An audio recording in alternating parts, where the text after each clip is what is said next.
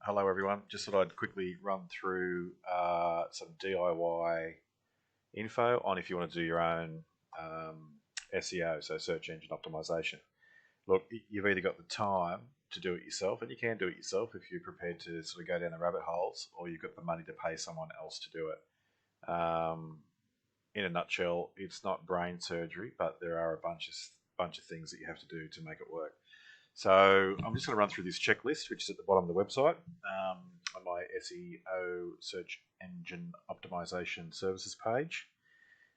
It's not everything that we do, but it has most of the things in here that I would consider, 80-20 rule.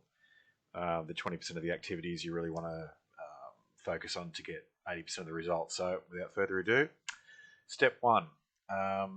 Set up your local listing. So you really need to have your Google My Business GMB listing set up. It can take a while for the postcards to come from, I don't know, where are they sending them from now, Singapore or something like that. Get your Bing local business, it's the same as the Google business, and set up those profiles as soon as you possibly can. Step two, get your listing optimized. So make sure your business name, the map, the address is correct. Make sure you have a number of photos and videos on these particular local listing setups, contact info, introduction, category keywords, hours of business, and get that all validated. Now, you'll want to keep a list of all these things because you'll need that information later on when you do some NAP citations. So the citations that you build out must match all this information, otherwise you're wasting your time, effort, and money if you're paying people to do citations. Step three, it's really important to get regular client reviews every month. You can, check your competition and see how many reviews they've got. Start with your best customers, start asking for reviews. Look, for some people, Google is the only thing they're interested in. Some people like the Facebook reviews. Some people like Bing. Some people like Trustpilot. It depends on your business and the vertical you're in, but you need to get regular reviews every month to make these things sing as best as they possibly can from an SEO perspective. Add regular citations. So citations are what I would describe as websites that are like a listing authority, like Yelp, local search, to name a few. There's loads and loads of them. Some are more suited to some businesses, but cut a long story short, you really need to be adding regular citations out there to create the backlinks to your website to show authority.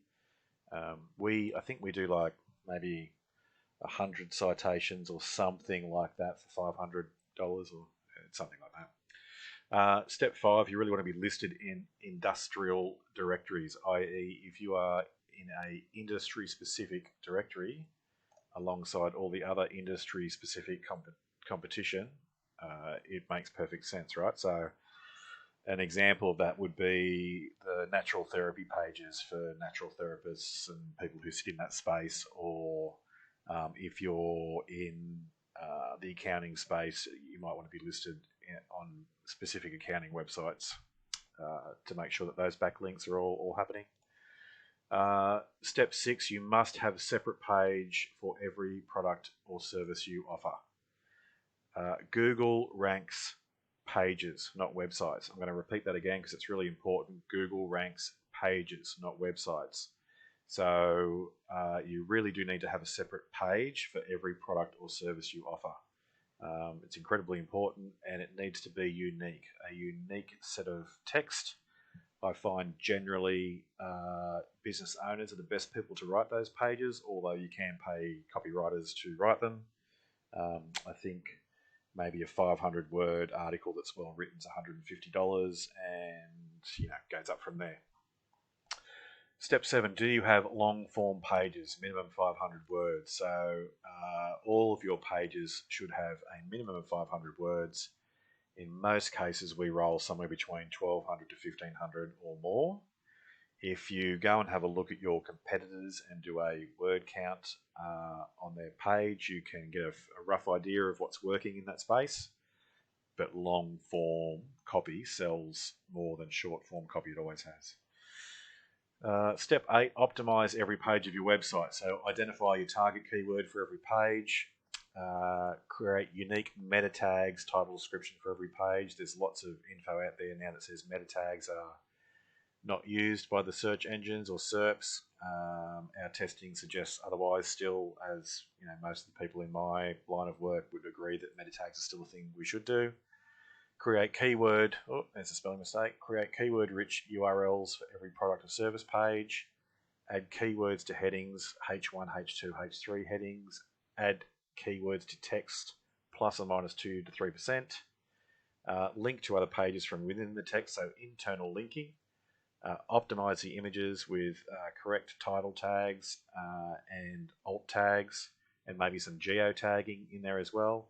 And I would say that although it says here add keywords to text between 2 to 3%, and make sure you've got long form copy, you really just have to make sure that whatever page you are writing answers all the questions that people are going to that page to have answered. So if it only takes you 500 words to answer the topic or to build that page out and you're happy with it, then it's 500 words. If it takes you 2,000 words, then it's 2,000 words. It's very important to make sense from the person's perspective who is going to that page and having a look. Step 9, do you have many external websites linking to your website? So go for the quick wins. Go for local suppliers, link back from social media posting, Twitter, Facebook, and LinkedIn. Paid authority directives, example business.com. Now, business.com is an American-based super site. I'll put that on there just as an example, but there's sites in America, Australia as well. Step 10, have you completed all optimization tasks? So if you have a Google Analytics account, which you should, set up Google Analytics, it will show you on there what's working and what isn't working, as will the Google Search Console. And make sure you have a proper XML site map and a robots text. Don't know what those are? Spend a bit of time going down the rabbit hole on Google searches and you'll find out. Step 11, does your website load faster than your competitors? You can run a speed test. Google have a speed testing page. You can just search that, Google speed testing.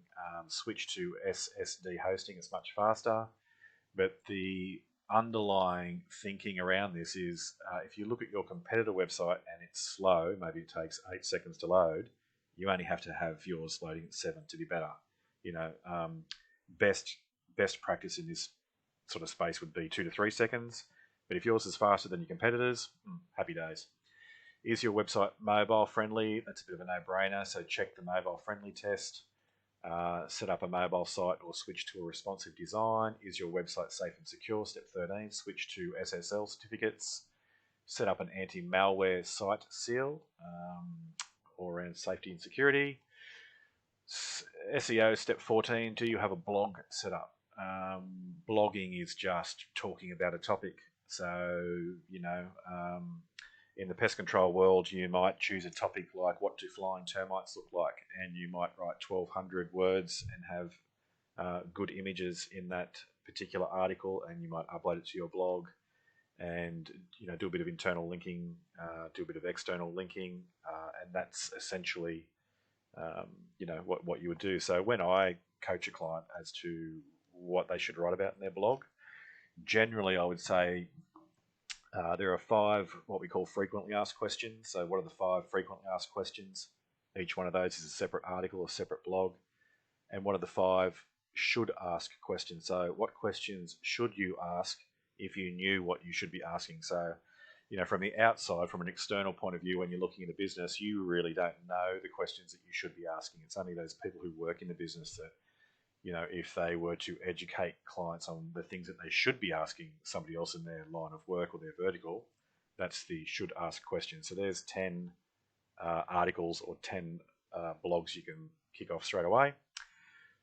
You can check other competitors' blogs for ideas, create a schedule of 10 to 15 blogs based on your FAQs and SAQs, should ask questions. Do you know what to blog about? Step 15.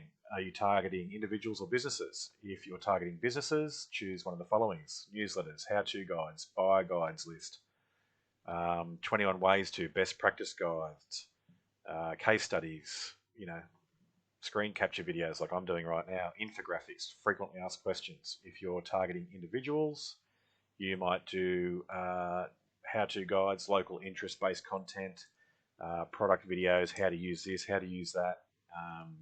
It really depends on your business, but that's not a bad idea list right there for businesses and individuals.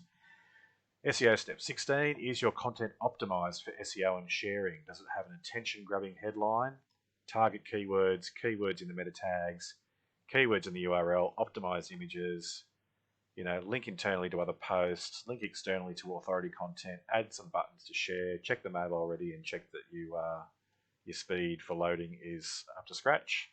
And lucky but not last, SEO step 17, do you use video extensively throughout your website? Look, video is it's been booming for years. It's not going away.